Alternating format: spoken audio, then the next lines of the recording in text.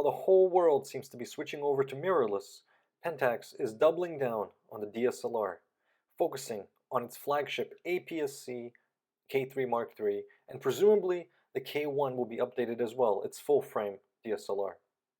We have to give Pentax respect for sticking to their guns and choosing to become a niche player in DSLRs and potentially monopolizing this space instead of trying to compete with the mirrorless gorillas, Canon, Sony, and Nikon.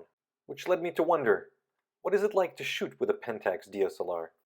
Not everyone can afford their flagship DSLR, however. The K3 Mark III is $2,000 new, so I was wondering, are there better deals out there on the used market? On Pentax's website, we can see their current models, their medium format 645Z, their full-frame K1 Mark II, their APS-C K3 Mark III, and the K70. A nice, small lineup, easy to navigate. However, they have a ton of discontinued DSLRs. Where is the ultimate bang for the buck in the Pentax lineup? Let's find out. For each model, we're going to look objectively at the metrics. We're going to look at the year it was released, the megapixel count, the weight of the camera, the type of sensor, whether it has IBIS, inbuilt image stabilization, the power source, the battery expectancy, the frames per second, number of autofocus points, the card it uses, whether it's weather resistant, WR, whether it has live view, the LCD size, the LCD resolution, video features, if any, the version of the Pentax Prime CPU, that is the image processor inside the camera, and the latest price in US dollars on eBay. So first we have the earlier IST series. There are 5 of them from 2003 to 2006, and these are all 6 megapixel cameras. The K100D is the first one, as you can see, with IBIS, known as SR in Pentax land, shake reduction. Okay, so things start to get interesting. $50. Continue, and the K10D not only has IBIS, but it also has weather resistance. PD stands for phase detect in the autofocus column. K100D Super, K200D, more on this one in a bit. KM, also known as the K2000, K20D, K7, KX, and KR. As you can see, these are all cameras with under 16 megapixels. I'm not too concerned about the number of megapixels. I'm more looking at when the upgrades to the sensor took place. And if we're looking for value deals, we don't want to spend too much money, but we also don't want to buy a camera that's too old, just with the nature of electronics. So I've highlighted the ones that are most interesting for value buys. The K200D, the KX, and the KR. The K200D is interesting to me because it is 10 megapixels, which is plenty for casual use. It uses a CCD sensor, which we know produces lovely, gorgeous colors. It uses 4 AA batteries, which is kind of cool.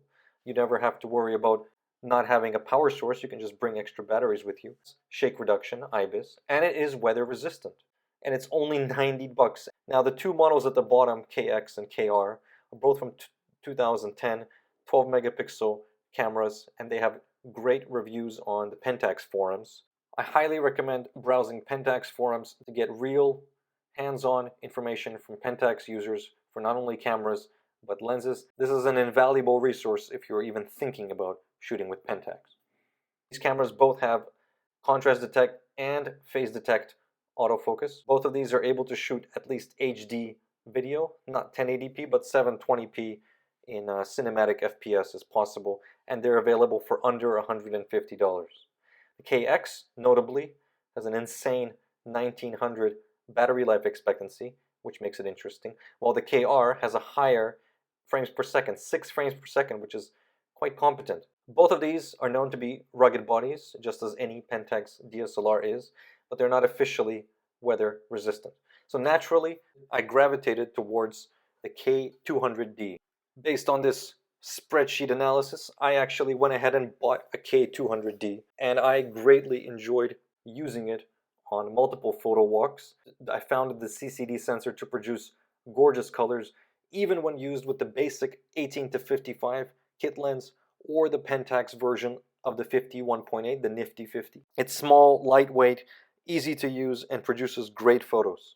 Where I found it was lacking was autofocus performance, and the 51.8 didn't help either, because that lens is just a bit of a hunter.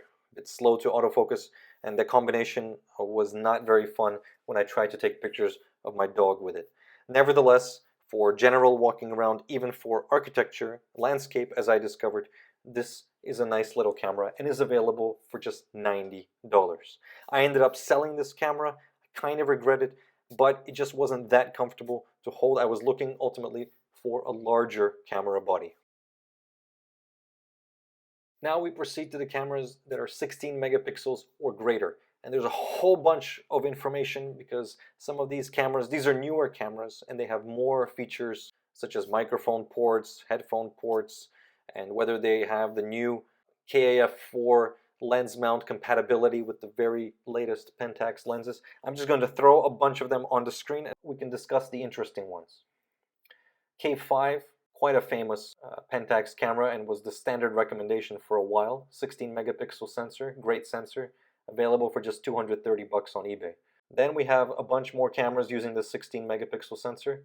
Finally, with the K3, there was an upgrade to the 24 megapixel sensor and version 3 of the Prime CPU. 2 SD card slots in the K3, just a beefier, heavier camera that a lot of Pentax users have come to love for its dependability and ruggedness. K50, K500, some more models. The K3 Mark II and the K1 are both worth talking about.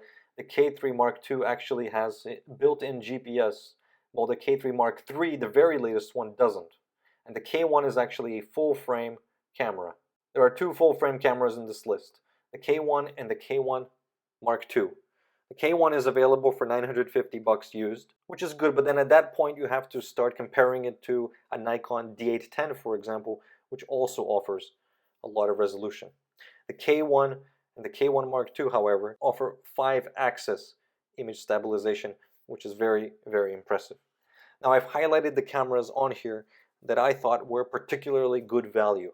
They're not necessarily the best cameras. However, if we look at the used prices, all 5 of these cameras are available for under $500. So a quarter of how much the K3 Mark III costs. And it's all about what you want. The K5 Mark II, I thought, is the best value of them all, pound for pound, for just $300. Okay, $70 more than the K5. You're getting considerably faster, better autofocus than the K5 Mark I. The K5 2S removes the anti-aliasing filter, which ultimately leads to sharper photos for stuff like landscapes at the expense of potentially moire. K3 and K3 Mark II are the predecessors to Pentax's current flagship APS-C camera, the K3 Mark III. So these are both worth considering. And the K70 offers a lot of fancy features like 5-axis image stabilization, articulated LCD screen, a microphone jack, the ability to use the latest KA4 lenses without even needing to upgrade the firmware, all for $400 in a very small and lightweight package. So I think these 5 are the best value Pentax used DSLRs. All of these are APS-C. Obviously, if you want full frame, you have to go for K1 or K1 Mark II. Would love to know what you guys think in the comment section because I'm still new to the Pentax system, but I figure since I have this table, I might as well share it with the world. Even though there are a lot of models, there may only be 1 or 2 models that have everything you're looking for, whether it's frames per second, multiple card slots, a microphone port, a headphone port. So after all this research, I have decided to purchase a Pentax K5 II. Okay, I decided to get it with the standard 18 to 135 all-in-one zoom. So we'll see how this goes. I'm pretty excited to try out this Pentax. First impressions are it feels very sturdy, extremely comfortable in the hand, and I got a killer deal on it.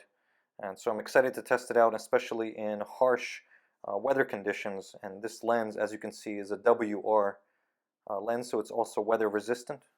I've heard great things about Pentax's environmental sealing. We'll see where this goes. I hope this video has been helpful for you if you're considering buying a Pentax DSLR. Now, I'm not an expert by any means, so I hope some Pentaxians will jump into the comment section and offer their own opinions as to what the best value used Pentax bodies are these days.